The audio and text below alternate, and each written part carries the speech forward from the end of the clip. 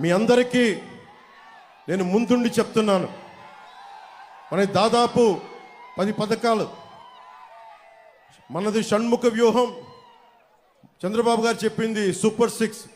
వాటిలో 2 common points ఉండటం వల్ల అవి 10 మనం 2 పాయింట్స్ దాంట్లో ఉండటం వల్ల మొత్తం కలిపి 10 పాయింట్ ఫార్ములాగా ఆంధ్రప్రదేశ్కి కావాలి. పెట్టుబడులు రావాలి, ఉపాధి అవకాశాలు లభించాలి. ఆ దిశగా అడుగులేస్తూ ఉన్నాం. రైతుకి కన్నీరు పెట్టండి.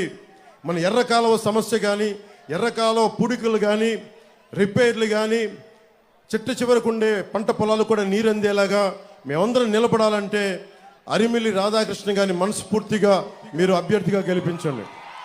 ఇది జనసేన నాయకులకి, కార్యకర్తలకి, ఆడపడుచులకి, వీర మహిళలకు కూడా నా ప్రత్యేకంగా నేను విజ్ఞాపన